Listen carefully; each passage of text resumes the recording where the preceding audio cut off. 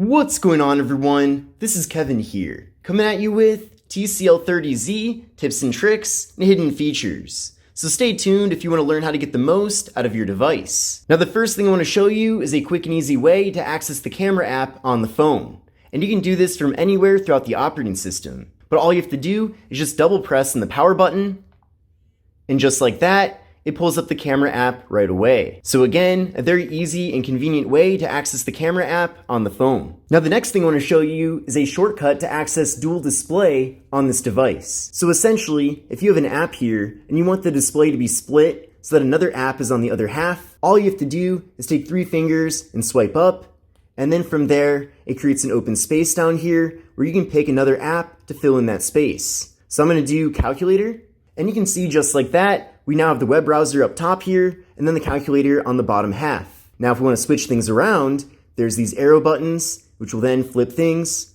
And if you want to, you can also adjust this. So if you want one app to take up more space than another, you can do that. Or if you want to as well, you can have one of the apps completely take over. Now then from there, if you want to do other things with the app window, you can go to your recent apps button, go to the app, and you can see in the upper right corner, there's this button, go there. And then now it shrinks down the app as like a mini app, essentially, over the operating system. So you can either navigate around the phone like you normally would, or you can choose another app to fill in the main area, but essentially you'll have the other app that you chose to float over it. Now, in addition to that, you can go to these 3 buttons at the bottom, and you can rotate the app to get a landscape view of it. You can also go to fold to put the app on the side here to kind of have it be floating for easy access. And if you want the app to go back to full screen, you can go to this button in the bottom left, just like that, and it now goes to full screen. Now, if you want another method to access dual display, you can also go to the recent apps button, but this time around, go to the button in the top left here, and then it'll do the same thing, splitting the app, so you can pick another one for the other half of the screen. Now, you might have noticed that with the TCL 30Z, we do have touch sounds enabled by default. So essentially, if you tap on a button, or if you go to an app, the phone does make a sound, so I'll demonstrate that right now. You can see it makes a sound there, and same thing if you go to an app. So I'm personally not a big fan of touch sounds. It doesn't help me at all, and if anything, it's just distracting. So to disable touch sounds, you can pull down the shade here, go to the gear icon for the settings, go to search, type in touch sounds, and let that load. And you'll see it right there. So go there, and then now disable touch sounds, and then now, as you navigate around the phone, it no longer makes any sort of sound. Now with the TCL 30Z, we do have the 3-button Android navigation enabled here by default. But if you prefer to do gesture-based navigation instead, I'll show you how to set that up.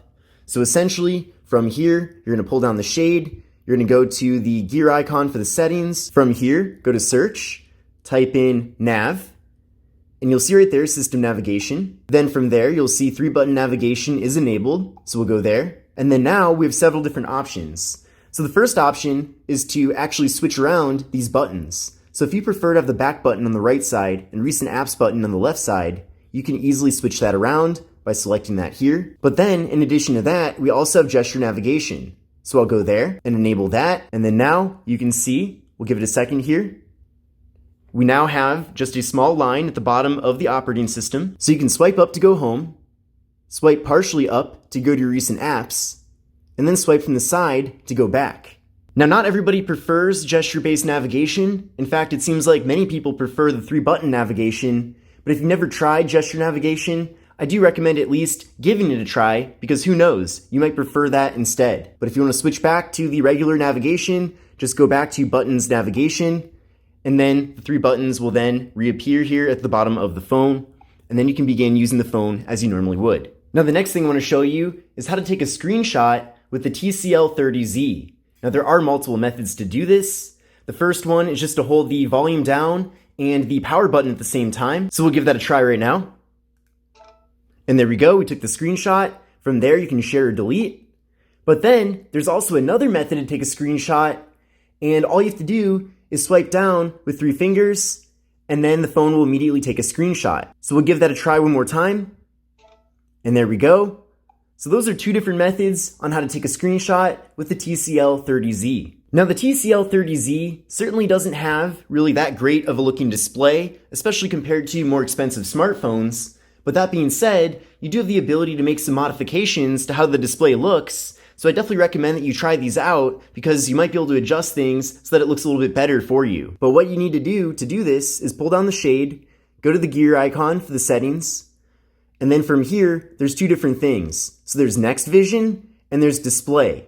So we're gonna go to Next Vision first, and you can see here that many of these are not enabled by default. So there's Image Enhancement, you can enable that. There's also Video Enhancement, you can enable that as well. And then Game Enhancement, which improves the shadow detail and enhances overall gaming graphics. We also have Reading Mode here. So if you enable that, it pretty much grayscales the entire operating system, but this makes it a lot better for reading ebooks, for example. So definitely, if you're gonna be doing a lot of reading on this device, you should definitely check out the Reading Mode. There's also Eye Comfort Mode, which definitely could come in handy later on in the day. So you can try that out too to filter out the blue light. And then there's also Sunlight Display Mode. So it increases readability under sunlight. That is already enabled by default.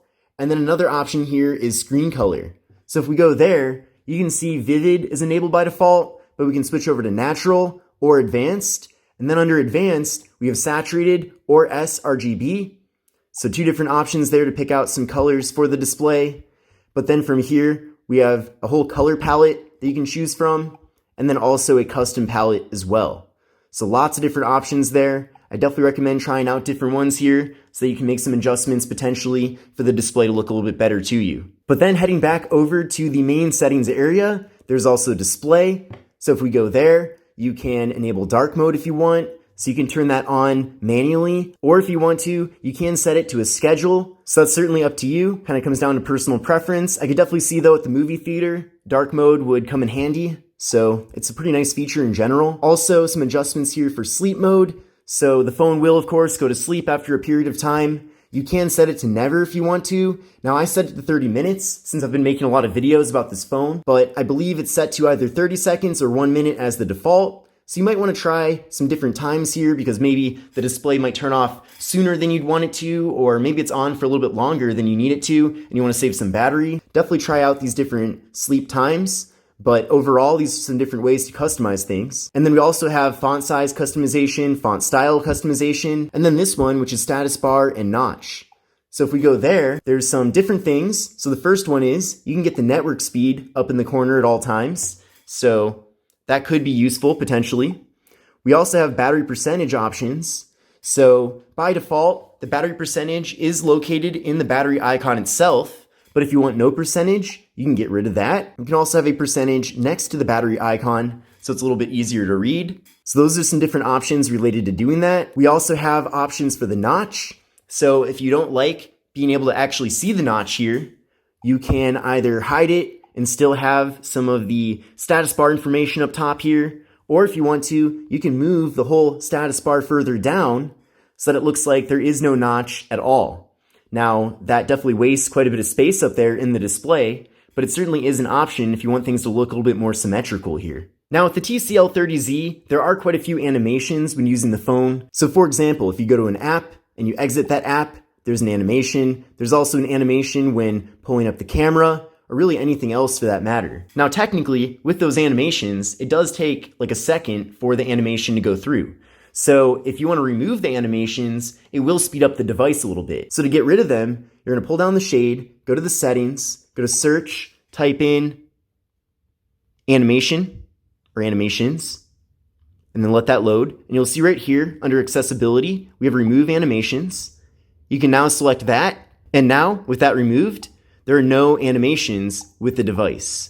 So again, it's not a huge difference, but it does speed things up a little bit. Now the next thing I want to show you is how to customize the keyboard on the phone. So the first thing is, by default here, you can see that we don't have a dedicated number row.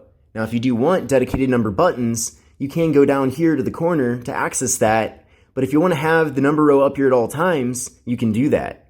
So go to the settings here for the keyboard, and then go to preferences, and then go to number row.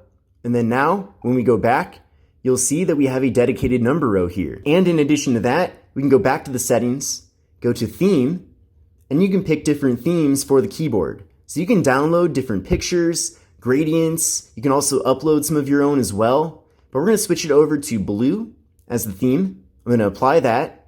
And then now, when we go back here, the keyboard is blue. Now the final thing I want to show you is how to get some more longevity out of the battery with this device.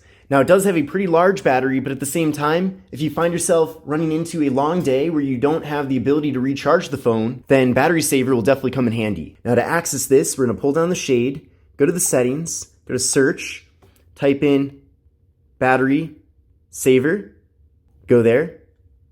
And now we're under the battery saver menu. So there's a few options. The first thing is you can enable this manually, or you can set a schedule for it. But regardless, if the phone ends up recharging to 90% or higher, it will then disable battery saver. Now, if you don't want that, you can disable that option too. But essentially, with battery saver enabled, it's going to cut out a lot of background tasks so that the phone essentially can conserve as much battery as possible. So you can still use the phone and everything, it's just not going to run exactly how it's designed to run. So that's definitely a great way to get some more longevity out of your battery, especially if you don't find yourself recharging the device anytime soon and you do want your phone to last. But this concludes tips, tricks, and hidden features for the TCL 30Z. I hope you enjoyed this video and found it to be helpful, but this is Kevin here, and I will see you in the next one.